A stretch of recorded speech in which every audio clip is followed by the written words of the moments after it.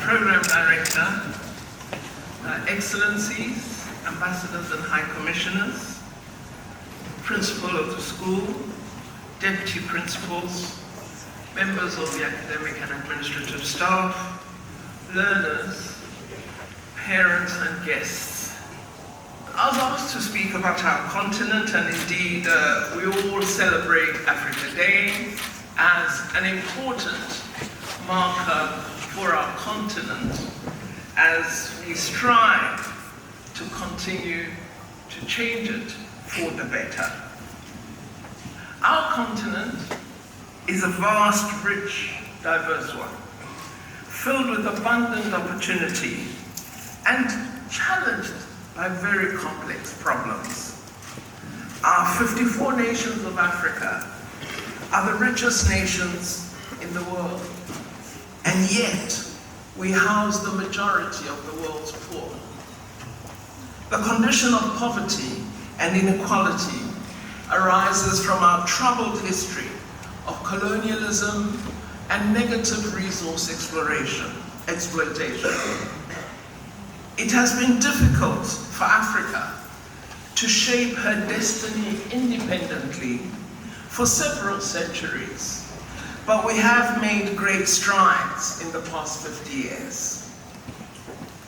I wish to look at Africa through the lens of my country, South Africa. Our country, South Africa, achieved democracy in 1994. And in that year, South Africans were able to freely vote for the government of their choice for the first time. Following the creation of our first democratic parliament, our representatives set about the immense task of writing our new constitution. They had to develop a document that would create opportunity for us to build the new nation we wanted to become. They framed the character of our nation as one that is united in diversity. They recognize that while there are many differences among us, diversity can be a strength that holds a nation together. For South Africa, that belief appears to be contributing to the creation of a new robust democracy. Africa consists of 54 countries, multiple ethnic groups, religious formations of all kinds, and incredible linguistic diversity. We have several African countries that are Muslim majorities, and they practice firm commitment to freedom of religion. Those that are Christian majority support other religious minorities to enjoy their right to religions of their choice. So for us in Africa, diversity is a characteristic all of us share. We sit as a united continent in our multilateral body, the African Union. This is the body of Africa that has the mandate to facilitate and promote African unity and development. This is done through implementation of our continent's development framework, which we call Agenda 2063. We just passed the first decade of this plan in 2024, and we've already begun implementing our second decadal plan. All member states of the African Union are mandated to integrate Agenda 2063 into their development policies and to ensure that by 2063, our continent achieves strong economic growth, has skilled and efficient graduates, has logistics for trade, and has access to quality public services for all. A key priority in the plan is the pursuit of equality, especially gender equality. Many of our people on the continent are poor, unemployed, and lack basic services. Agenda 2063 wants us to change this reality. The pursuit of equality, particularly gender equality, is critical to achieving our aspirations. Many societies have found that if you focus with respect to development priorities on the empowerment of women, on gender equality, you reach development goals far faster. If you neglect gender equality, your development progress is slowed down because in broad terms, given the composition of our populations, you are neglecting the majority of your population if you do not address gender equality. So this is an especial target that we must pay attention to. Now, our Constitution includes the right to equality as a very important provision for democratic South Africa. This right acknowledges our past, in which inequality was created, and sets out our hopes for a better future for all of us. Equality cannot be achieved without additional support being provided to the poorest and most vulnerable. Equality, properly implemented and planned for, can help create a fairer society in which all feel recognized and included. Most of us, particularly we South Africans who are present here, are beneficiaries of the courage and determination of men and women who fought for the freedom of South Africa and the freedom of Africa. Our own country, South Africa, has a long, honorable list of men and women who were part of this struggle. And one of them is Meg Gertrude Shope, who we lost yesterday, who was one of the stalwarts of the freedom movement and one of the great leaders of the women's movement in our country, South Africa. And we celebrate her memory and her contribution to our freedom. One of the things that we rarely speak of when we spend time discussing our history of struggle is the catalytic role that was played by international solidarity in advancing our striving for freedom. Now, when I was writing my notes, I kept showing my husband my various paragraphs. And I said, do you think they'll understand the tracking? That I'm speaking of diversity, equality, global solidarity. Do you think they'll get it? Because I can't, there are no headlines, no subheadings when you speak.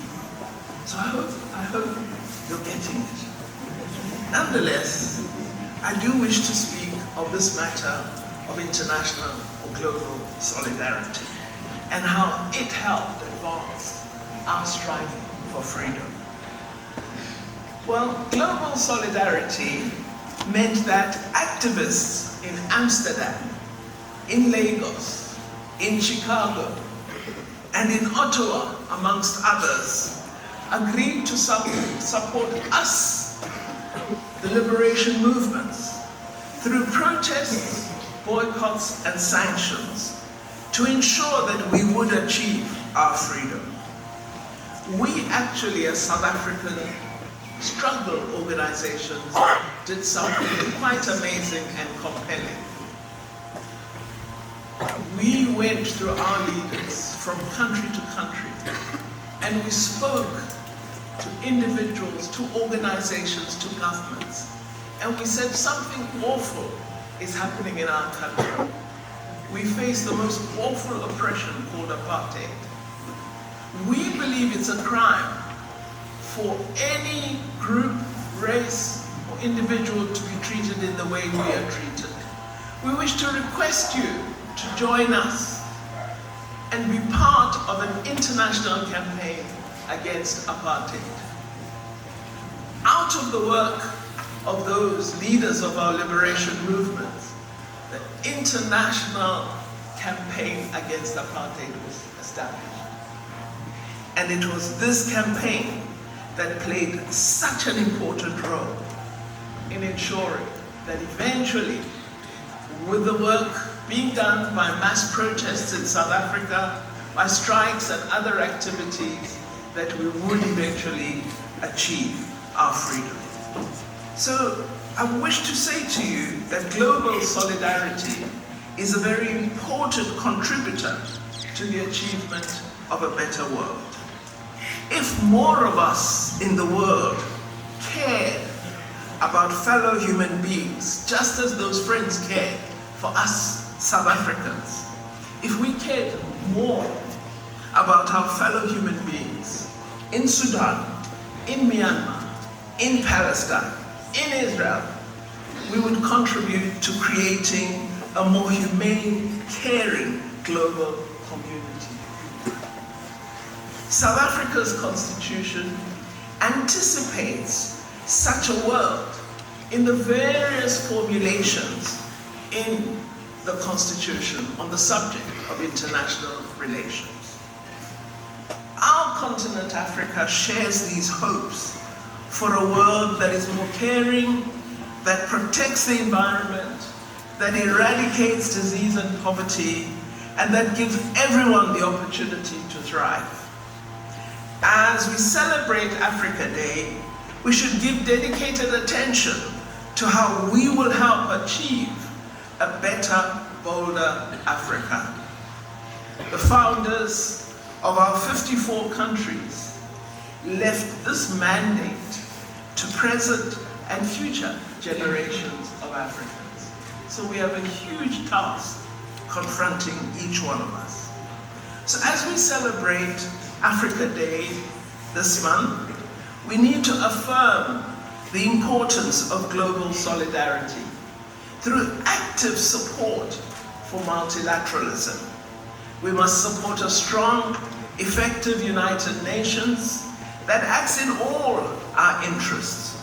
We should collaborate to respond effectively to climate change and strengthen our efforts to create a nuclear weapons-free world. Action in all these areas would boost African growth and development and help address our persistent problems of poverty and inequality. Finally, in Africa, I believe education, particularly higher education, science and innovation, require much more African investment. The most successful countries in the world invest in knowledge creation, in innovation, and in high-level digital resources. As we in Africa implement Agenda 2063, we must ensure we do not neglect these imperatives. So I do ask that all of us give attention to the significant importance of higher education in advancing development, because it's an area that on our continent we tend to neglect. Let us give regard to innovation, because it is an area on our continent that we tend to neglect. We absorb the treatments created by scientists outside Africa, clinically tested on non-Africans, not recognizing our genetic makeup. So we need to create and innovate our own treatments that understand our biology, that understand our genetic makeup, and that truly address the challenges that confront the African continent. Let us develop our own digital resources, and let's not just reside on X. Let's create Z or create A for Africa and communicate our own social media messages that are the truth rather than the lies being sold all over the world. So as we celebrate Africa Day, let us commit to being an excellent Africa, to being an excellent African. Let's change our consciousness this belief that there's an inadequacy, that we cannot succeed as we must. I firmly believe that we can be the greatest continent in the world.